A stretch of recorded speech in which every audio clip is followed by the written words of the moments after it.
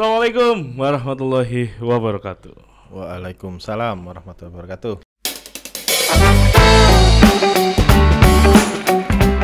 Di season kali ini saya kedatangan tamu tokoh asli Jombang. Sebelum saya menyebutkan namanya, saya mau nanya kabar dulu. Assalamualaikum, sehat Gus? Sehat Pol. Pastinya sudah nggak asing lagi buat kalian pastinya.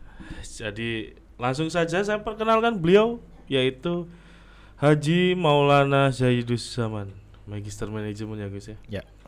Yang lebih kenal dipanggil Mas Maman Ya. atau Gus Maman. Ya. Beliau adalah CEO HMS Group. Leres ya. Betul. Jadi HMS Group itu adalah satu naungan yang diisi beberapa macam usaha. Ya. Bisa dikatakan Mas Maman ini salah satu pengusaha yang cukup sukses di Jombang. Setengah rakus ya kayaknya. Setengah ratus. Karena jumlahnya 9 dan itu beda semua.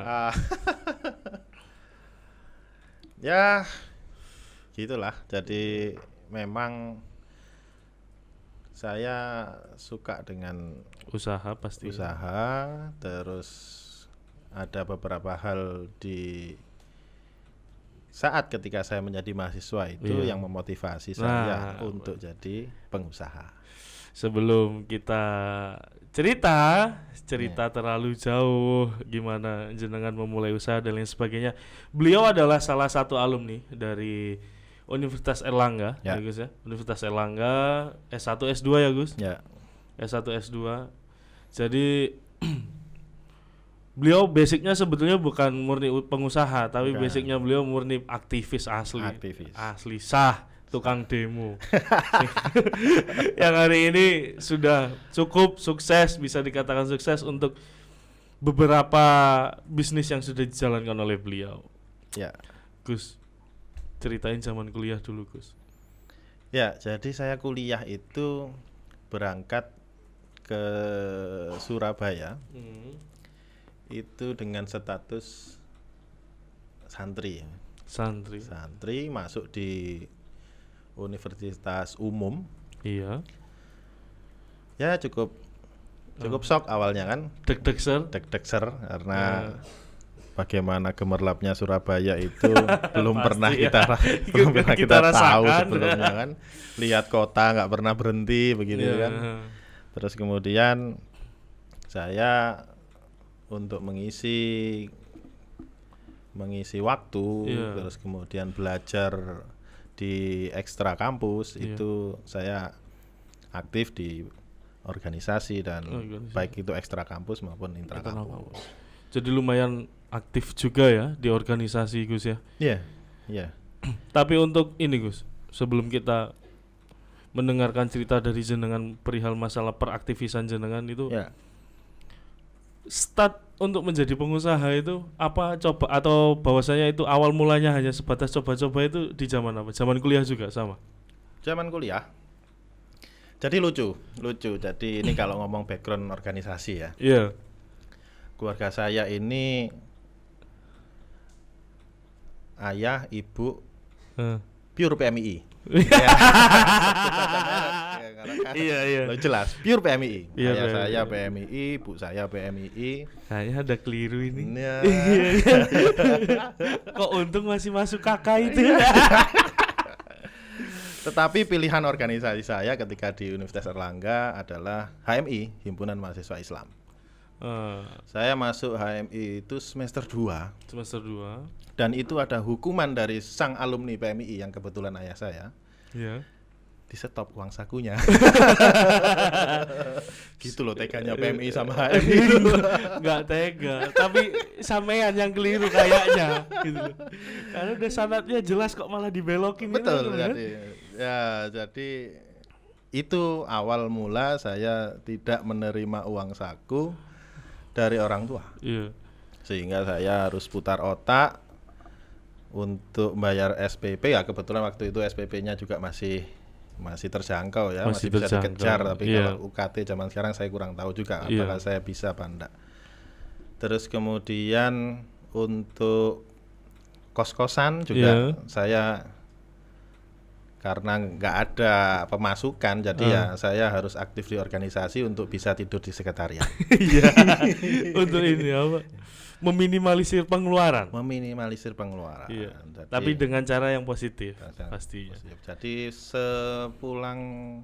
sepulang aktivitas di dalam kampus, saya dulu ikut rental pengetikan, ngetik. Sempet Gus? Iya, ngetik. Terus kemudian sampai pada waktu itu saya karena melihat Surabaya ini warungnya banyak. Iya. Lah, saya pernah dapat cerita ini karena katanya jenengan pernah jualan beras. Iya, saya Betul jualan itu? beras di PKL di sekitar Dharma Wangsa, Karangmenjangan. Nggak malu ya Gus ya? Pada waktu itu. Pasti ini kan Iya, malunya kalah sama lapar. Oh iya. Malunya kalah sama lapar. Sama nggak karena saya sudah declare untuk masuk di HMI. Iya. Saya dengan pride seorang anak muda aktivis baru habis LK1 masih semangatnya didoktrin sama senior orang tua mau balik ke PMI kok rasanya izin ya langsung HMI gas lah. Sejauh mulai.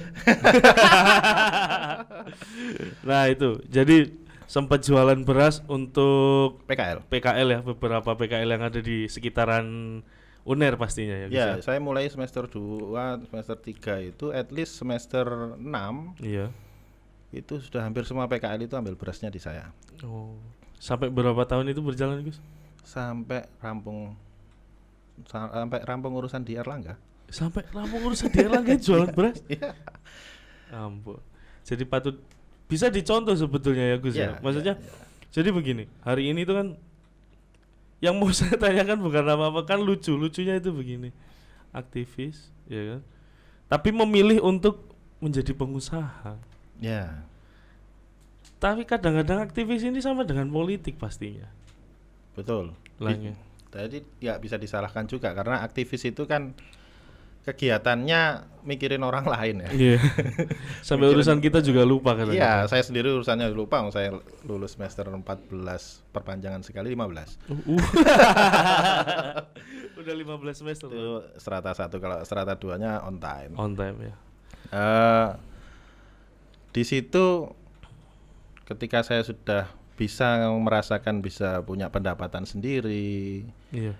Melihat kawan-kawan saya yang pada waktu itu pasca dia memperoleh gelar sarjana itu masih cari-cari kerja, sedangkan saya sudah ada urusan atau sudah ada kerjaan. Sempat terganggu nggak sih? Biasanya kan kalau sudah terbiasa mencari uang gitu kan, mesti ini kan aktivitas yang sebelumnya atau organisasi apa dan sebagainya mestinya kan sedikit tertinggal. Apa balance pada waktu itu? Nggak balance. Nggak balance kan pasti. Kuliah saya ada di prioritas ketiga. Berarti jualan dulu. Oh, organisasi dulu. Jualan dulu, organisasi, kuliah.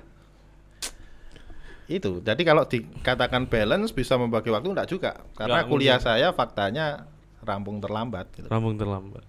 Tapi dibanding teman-teman aktivis pada waktu itu, saya ketika harus berkongres di luar kota, di luar pulau, saya sudah tidak cari ini ya, apa proposalan saya sudah enggak. Saya tinggal minta restu saja ke senior ke alumni bahwa saya akan berangkat, nggak usah dikasih uang saku, saya sudah punya uang saku sendiri. Wah, mantap. Nah, itu bisa dicontoh untuk kemandirian organisasi, bukan ke organisasi tapi aktivis kemandirian aktivis. Sebelum kita berbicara di wilayah usaha Gus ya, saya nanti bakal sedikit sharing dengan jenengan bahwasanya di HMS Group ini kan ada 9 dengan berbagai macam warna usaha dan itu pastinya berbeda semua. Lah itu untuk memulai satu persatu dan semuanya itu bisa berimbang sampai hari ini sebesar ini itu gimana Gus prosesnya pastinya? Sebenarnya kalau itu lini usahanya memang tidak sama, tetapi saya menarik garis lurus kalau saya ini kan S1 S2 kan ada di HRD. Di Human Resource di tata kelola sebagian ngatur wong lah, iya, bagian ngatur orang, terus kemudian saya punya sedikit apa ya, sedikit kelebihan, bukan kelebihan, apa? Kegemaran. Kegemaran di manajemen resiko. Sehingga kalau lini-lini bisnis saya itu sebenarnya saya tidak pernah terlibat yang terlalu teknis ketika itu tidak ada masalah apapun. Jadi saya sudah men-set up seluruh bisnis saya ini untuk bisa autopilot dengan segera. Saya tidak pernah mempunyai bisnis dengan BEP yang lebih dari 2 tahun, itu sudah saya hitung semua. Sehingga saya lebih menghabiskan banyak waktu di awal untuk setup, perencanaan, planning, terus kemudian itu yang akan saya putuskan untuk itu dijalankan atau tidak. Makanya saya selalu menghilangkan urusan passion di dalam bisnis saya, karena bagi saya passion is bullshit. Gitu. Tapi rasionalitas dan logika bisnis itu yang harus ditaruh di depan. Passion is bullshit, tapi logika dan rasionalitas itu harus dikedepankan. Jadi kalau ada orang bilang bahwasanya bisnis itu passion, bullshit. Karena bisnis naik turun, mood juga naik turun. Sedangkan bisnis yang bagus itu kan seharusnya growth dan stabil. Nah, jadi begini, yang masih jadi anehnya Hakam itu kan bahwasanya 9 berbeda gitu loh maksudnya. Bagaimana jenengan bisa menangkap peluang ini, bahwasanya kan pastinya jenengan melihat, oh iki durung enek iki. Ini kemampuan saya. Lah untuk membaca insting itu gimana, Gus? Ya itu tadi, jadi ketika saya itu menemukan opportunity, saya akan menghitung itu.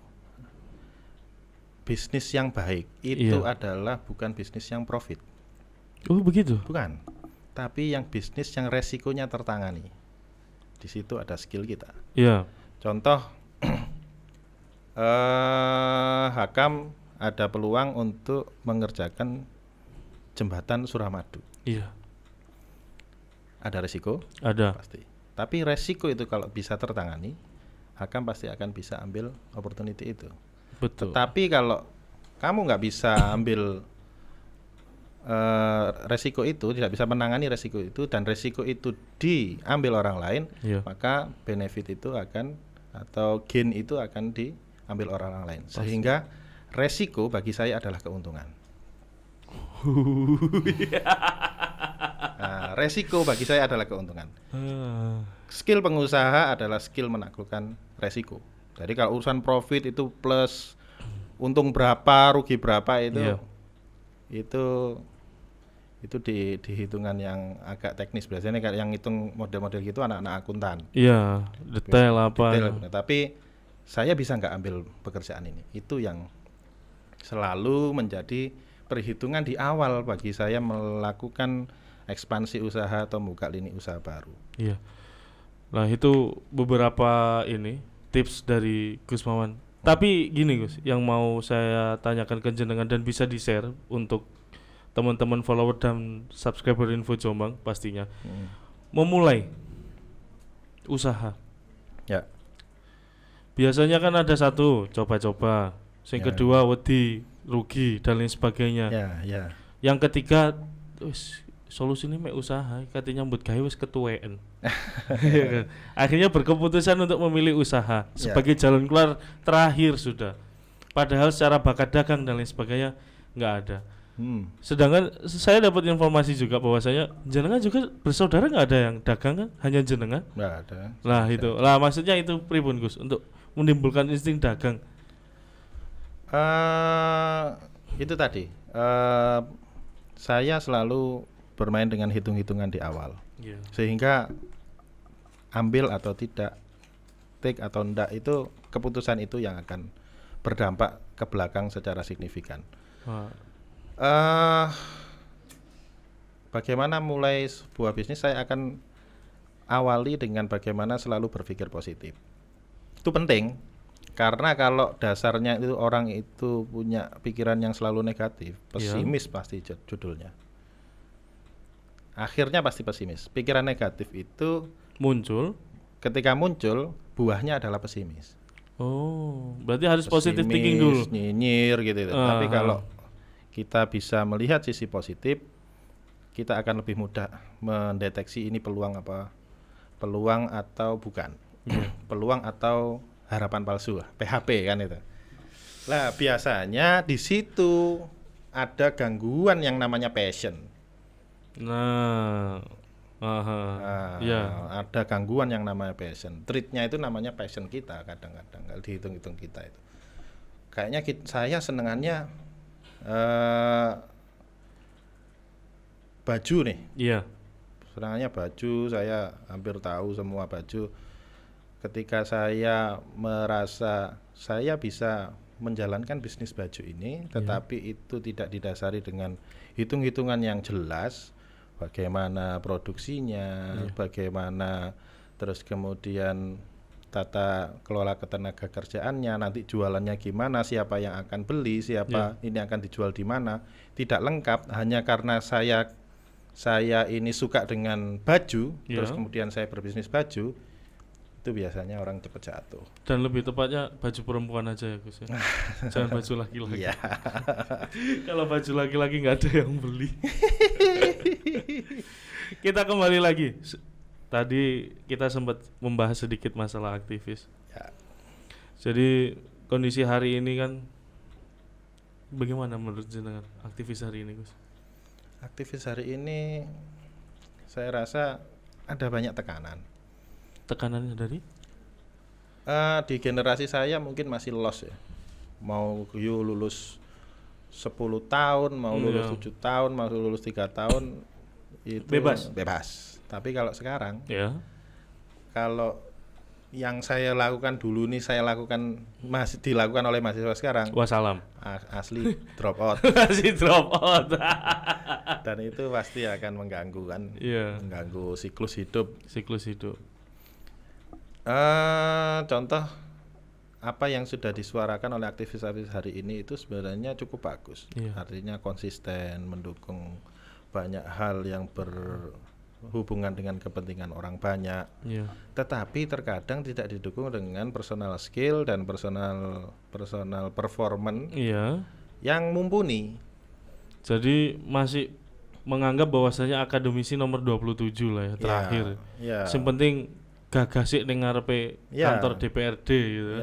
Akhirnya ketika dia nanti akan menampilkan dirinya, dia hanya berharap backing politik, backing pernah kenal dengan orang dalam. Yang itu tidak diimbangi dengan personal performance yang bagus. Padahal kebetulan saya juga aktif di PBNU. Lingkaran Jakarta sedikit banyak tahu.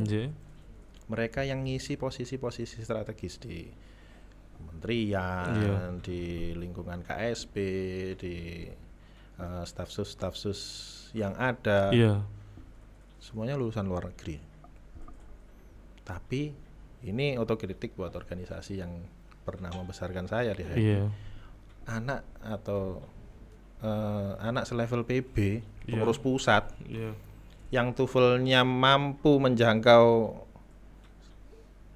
standarisasi luar negeri untuk bisa ke sana hampir minim. Dan saya rasa di ormek yang lain juga sama. Berarti apa? Masih nyaman? Keasikan nyangkul langit kayaknya. Jadi gini, kita putar lagi Gus ya. Bahwasanya kan kalau di zaman pastinya sekalibernya saya secara beraktivis, bahwasanya pada waktu itu kan saya hanya berpikir bagaimana caranya saya bisa memperbaiki kualitas diri dengan ikut organisasi, kan semacam itu. Tapi terkadang sudah ada di dalamnya ini sudah terlalu nyaman bahwasanya keluarga kita ini cuman ini gitu. Jadi benar-benar untuk mendobrak comfort zone ini gimana? Bahwasanya kita biar bisa berpikirnya out of the book-nya itu loh maksudnya. Kan jarang. Akhirnya kan ngalor-ngalor ambek iku gitu sama itu gitu loh maksudnya Gus. Jadi memang harus open mind ya. Jadi melihat perkembangan zaman ini harus peka juga kalau dengan istilahnya peka zaman. Kayak kaos itu. Kaos Cipaduyut. Jadi harus peka zaman. Hari ini yang sedang dibutuhkan oleh organisasi itu sendiri atau dibutuhkan oleh masyarakat banyak adalah kualitas yang seperti apa sih? Iya. Ormek Pasti. kalau kemudian tidak bisa mengadaptasi yang namanya student need, student interest, nggak perlu dibubarkan, sudah nggak dapat kader. Karena ini auto terkikis. Iya, tidak mendapatkan interest. Berarti ini PR kita bersama sepertinya, Gus, semuanya, ya. Semuanya ya. Semua ormek harus memperbaiki kualitas diri. Betul. Melalui akademis pastinya. Iya. Bahkan jenjang struktural itu sekarang ya agak susah untuk sampai pengurus pusat. Iya. Mereka yang sedang berkarir mulai dari bawah sampai dengan pengurus pusat, saya yakin akan terpotong di masa-masa masa studinya dengan masa keorganisasiannya. Pasti. Contoh, sekarang sudah umum loh. Iya. Anak atau mahasiswa itu 3 tahun setengah lulus. Nah, coba urutkan dari level yang paling bawah di setiap organisasi. 3 tahun itu baru nyampe mana dia? Komisariat. Nah. Dan itu paling wilayah teritorialnya kampus lah. Ya. Itu kalau di kota kita seperti Jombang mungkin sudah bisa sampai cabang. Tapi kalau di kota-kota besar, Surabaya, Malang, Jogja, itu pasti masih di lingkungan komisariat. Padahal struktur organisasinya itu ada jenjang sampai dengan pusat. Nah, akhirnya yang bisa sampai ke pusat itu adalah anak yang molor-molor. Iya. Sing lali wis kuliah semester piro ya. Artinya bukan saya mendiskreditkan, menjustifikasi ya, tetapi ini mengevaluasi apa yang terjadi sekarang. Bisa jadi semakin ke atas kualitas akademiknya anak-anak itu semakin kurang, karena mereka isinya anak yang molor-molor tok. Iya. Jadi itu bisa jadi evaluasi kita bersama sebagai aktivis pastinya. Gus, sebelum jenengan beraktivitas sebagai pengusaha pernah nggak sih kerja profesional? 2 minggu. Apa itu? Saya lulus. Karena yakin kita ini paling nggak betah bekerja begitu. Betul. Ini. Tadi saya itu sempat di petrokimia. Gresik. Masuk di bagian personalia. Yeah. Ada rekrutmennya itu kurang lebih ada sekitar 7 bulanan gitu. Iya. Masuk training, saya keterima training. Terus setelah itu masuk pertama itu kurang lebih cuma 13 hari saya mengajukan resign. Karena ya enggak cocok. Tapi sempat ada ini enggak? Maksudnya pertentangan dari keluarga, dari ayah atau ibu pada waktu itu. Bener-bener enak dek Petro kok malah metu iki piye karepe. Ada lah. Mereka kan masih kalau orang tua saya kan masih konservatif ya. Iya. Setelah sarjana ya kerja gitu. Iya. Padahal saya punya pekerjaan sendiri yang sudah menghabiskan waktu gitu. Sangat menghabiskan waktu pastinya. Iya. Jadi itu selama 3 minggu akhirnya off. Pasca itu langsung membuka usaha apa pertama untuk terjun di wilayah profesionalisme usaha. Murni profesional ketika saya menjadi vendor resmi dari Pertamina. Yang ini apa? Peki Gas Transport. Ya. Itu murni profesional. Jadi saya sudah secara kelembagaan perusahaan itu semuanya sudah oke, perpajakan juga sudah, pemberkasan staf dan admin juga sudah oke. Jadi itu awal murni. Jadi menjelang skripsi. Tahun 2000 enggak 2000 itu 9 berapa? 2008. Malah 2008. Awal-awal LPG 3 kilo. Oh. Sampai hari ini. Langsung dari LPG 3 kilo atau Peki Gas Transport itu langsung ke merambah di wilayah mana? Untuk pengembangan usaha. Dari ke-99-nya. Biar Hakam juga tahu prosesnya dari gas pindah ke ini. Ya, dari gas terus ada beberapa waktu itu saya juga buka briket bangkrut. Iya. Terus buka konveksi busana muslim rumah Maulina sampai sekarang. Sampai sekarang. Terus setelah itu buka apa ini Nusantara Pinilaya itu. Iya, Nusantara Pinilaya. Nusantara Utama Pinilaya. Terus kemudian setelah itu ada Foodstock dan Agias Management. Tapi kuncinya Kam sebenarnya apa? Kam, ini mungkin tips pribadi saya. Iya. Sebelum 30 on hold 1 miliar. Itu target pribadi saya pada waktu itu. Sebelum umur 30 harus on hold 1 miliar. 1 miliar. Jadi 1 miliar pertama harus didapat sebelum usia 30. Waduh. Gimana itu cara dapetnya? Ya. Itu. Semoga kita sama-sama bisa dapat itu lagi, amin. Tapi itu bukan ukuran, itu ukuran pribadi saya. Ukuran pribadi. Ada Colonel Sanders dengan KFC-nya yang masih baru usia berapa. Iya. Cuma bagi saya pribadi, kalau mau kasih semangat ke anak-anak muda pastinya yang ingin berwirausaha secara paten gitu. Kalau bisa sukses before 13, on hold 1 miliar sebelum 30 tahun. Jadi gini, saya juga sedikit dapat informasi perihal aktivitas jenengan selain sebagai aktivis dan pengusaha pastinya. Ya. Jadi apakah benar jenengan ini gemar main bola atau ngurus bola pastinya? Ya, salah satu hobi saya itu ya sepak bola. Sejak di pondok dulu. Yakin? Iya. Saya kok nggak yakin. Iya. Jadi ya tapi sepak bola ala kadarnya. Sepak bola ala kadarnya. Tidak yang apa ini, tidak yang serius gitu. Cuma kegemaran itu akhirnya juga membawa saya itu juga ikut-ikut ngurusin bola. Oh gitu. Jadi sempet. Sampai sekarang saya masih pegang SSB. Nanti dulu sebelum masalah menginjak cerita pegang SSB. Jadi awal mula gemar mengelola sepak bola aja dulu. Karena seneng aja. Karena seneng ya. Seneng hobi nonton itu bola. Itu apa tim apa Gus? Macam-macam ya. Kalau di apa ini dulu ketika masih di kampus, saya masuk di manajemen PON Jawa Timur.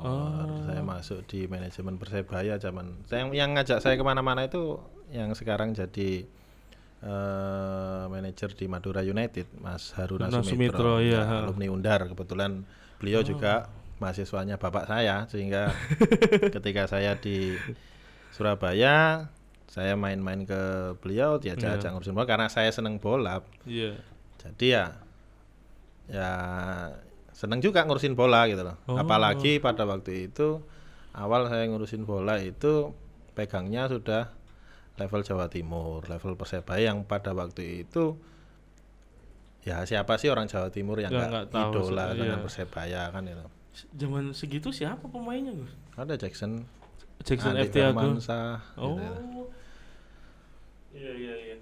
Jadi saya juga sempat urus PSID Gus. U17-nya malah. Itu di tahun berapa ya lupa sih, pokoknya zamannya Ragil, Bima, Dolus. Manajer. Ya. Sepaska itu. Tapi apa cerita kok kayaknya ada sesuatu yang harus ditahan tapi untuk diungkapkan? Ya bad story lah. Apa bad story-nya gimana itu? Ya bagaimana kita ketika semangat ngurusin bola tetapi pranata stakeholder di luarnya enggak support. Sakit berat. Sakit karena sepak bola harus kalah dengan kepentingan luar, itu bagi saya cukup menjadi sejarah atau bad story tadi itu. Untuk pribadi ya pasti. Itu pribadi karena saya harus punya pengalaman seperti itu. Harus punya pengalaman seperti itu. Punya pengalaman jadi manajer nggak boleh menang gitu. Itu cukup sakit. Itu makanya, gimana? Kita share nggak cerita itu? Bisa jadi manajer tapi nggak boleh menang ini gimana enaknya? Ya begitulah. Jadi saya informasi juga dari beberapa teman dan lain sebagainya itu memberikan input ke saya, katanya jenengan juga aktif di Madura United hari ini. Ya, sampai hari ini. Sampai Tepatnya sampai ya sebelum pandemi inilah. Kalau sekarang kan masih gantung semua kan. Gantung semua ya. Yang latihan juga belum ada, yang kontrak diakhiri lebih cepat. Iya. Ya, karena pandemi. Kok bisa sampai Madura United itu, Gus? Saya ngurusin bola selalu dengan Pak Haruna. Oh. Jadi saya diajak dengan Mas Haruna untuk backup di manajemen beliau. Iya. Sehingga Mas Haruna ngurusin bola di mana, jadi saya ini seperti ya paket lengkap lah ya. Paket lengkap. Ada Mas Haruna, ada Gus Maman. Ya, itu paket lengkapnya kayak kira-kira kayak begitu. Jadi ketika beliau handle Madura United, pasti ada jenengan di dalam. Saya juga in charge di situ. Kalau melihat sepak bola hari ini, Gus, khususnya di wilayah Jombang, belum bisa dilihat sama sekali. Ya, jadi masih belum berubah ketika saya mendapatkan bad story seperti itu. Jadi masih dengan lagu lama. Ya, lagu lama. Dan sebenarnya saya sempat melihat hal yang baik ya di beberapa tahun terakhir. Ya, semangat positif lah. Semangat yang positif, tetapi kembali saya bisa merasakan atmosfer di dalamnya. Akhir-akhirnya kok seperti itu. Saya sudah bisa memperkirakan ada apa sebenarnya. Saya yakin cerita itu berulang. Hampir sama seperti apa yang jenengan rasakan. Ya. Nah, ini adalah salah satu rahasia yang sedikit terungkap. Iya. Tapi menurut jenengan sangat bisa berkembang nggak sih? Sangat bisa di Jombang ini, di kelas usia, di kelas kelompok usia, mulai dari 10, terus sampai dengan Suratin. Jombang ini macan Jawa Timur. Bisa dibilang begitu. Macan Jawa Timur. Dan ini seperti apa ya? Seperti ya gudangnya pemain bola sebenarnya Jombang. Banyak pemain Jombang yang mengisi liga internal Persebaya, yang bermain di luar kota, yang bermain di klub-klub Liga 1, Liga 2, di sesama Liga 3, itu banyak pemain Jombang. Jadi kalau secara prinsip bermain bola kan pemain, itu kita nggak kalah. Tapi kenyataannya nggak ada. Ya, menang kalah sepak bola itu kan ada di papan skor. Nah, yang saya sampaikan tadi adalah kualitas materinya tidak kalah, tapi di papan skornya kalah. Karena apa? Banyak hal. Bahkan pada waktu itu sekelas Lamongan, sekelas Surabaya levelnya di bawah Persebaya waktu itu ada Surabaya Muda. Itu juga top di level divisi 3 pada waktu itu. Terus Diri itu susah. Lawan Jombang susah menang. Harapan, Gus, buat sepak bola. Harapan Jombang. Saya untuk sepak bola Jombang, waduh ini kalau sedikit mengulas cerita masa lalu kita. Harapan sih ya kalau Jombang yang ada sekarang, selama kita masih belum punya misi profesional di dalam membangun klub, saya menyarankan untuk bikin pemain yang bagus seperti yang ada sekarang, tapi dengan kualitas dan prasarana yang lebih memadai. Nah itu, supaya nanti bisa didengar bagi para pendengar dan follower dari dan subscriber Info Jombang. Jadi kalau nggak bisa bikin klub besar, bikin banyak pemain besar dari Jombang. Itu cocok. Kita kembali lagi, Gus, untuk di wilayah usaha sebelum kita close semuanya kan. Jadi pesan buat teman-teman generasi milenial yang sekarang merasa kebingungan, nggak tahu harus mau ngapain ini Gus? Pastinya pasca kuliah bingung, mantan aktivis kudu ya apa aku gak ngerti gitu. Meh gantung diri. Ya kan, bahwasanya kan ya itu tadi yang Hakam bilang dari awal, bahwasanya semua orang ini kan menggantungkan kenapa masuk di organisasi karena ingin memperbaiki kualitas diri. Tapi terkadang menemukan jalannya ini kan cukup panjang gitu loh. Lah maksudnya dari pengalaman jenengan bahwasanya bisa berpikir di luar mindset kita malah jenengan untuk di bola, di usaha gitu kan. Yang memang di situ jarang ada beberapa aktivis yang masuk di dalam situ gitu loh. Nah, itu bagaimana Gus? Coba dikasih pesan atau kesan. Jadi pesan saya sih kepada semua generasi muda ya. Untuk bisa lebih menempa dirinya. Jadi spesialisasi itu penting. Kalau memang firmnya di pengusaha ya lakukan dan pertahankan. Jadi nggak boleh ini ya, apa enceh-enceh ya? Iya. Nek teles plus. Ya, fight total itu gaya yang harus dimiliki oleh para pemuda sekarang. Kalau memang di profesional sebagai karyawan, ya karyawan yang baik, yang berprestasi, yang bisa menjadi jagoan, bisa menjadi andalan perusahaannya untuk berkembang maju. Ketika dia menjadi politisi, juga menjadi politisi yang punya kapasitas, yang punya nilai tawar yang bagus, mampu merubah citra politik di mata rekan-rekannya, minimal di generasinya. Sekarang politisi di generasi muda itu minor. Nah, sekarang dicek aja apa yang ada di kepala banyak orang atau di banyak generasi muda tentang seorang anggota dewan.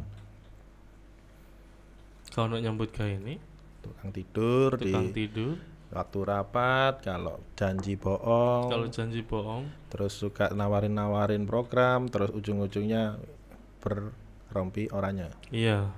Itu yang pengulangan padahal kebijakan itu diambil oleh mereka. Nah, harusnya yang ngisi pos-pos itu juga harusnya lebih banyak orang baik, orang yang pemuda yang lebih punya masa depan, yang lebih berkompeten. Bukan bermaksud yang hari ini nggak berkompeten sih. Enggak. Cuma stigma itu yang harus dirubah. Nah, mungkin itu teman-teman follower dan subscriber Info Jombang. Buat kalian yang mau tanya dan kita mau kolaborasi perihal apa lagi, kalian bisa komen di kolom komentar YouTube atau Instagram kita gitu ya Gus ya. Boleh. Mungkin itu, kurang lebihnya mohon maaf ya Gus ya. Terima kasih ya. Assalamualaikum warahmatullahi wabarakatuh. Waalaikumsalam warahmatullahi wabarakatuh.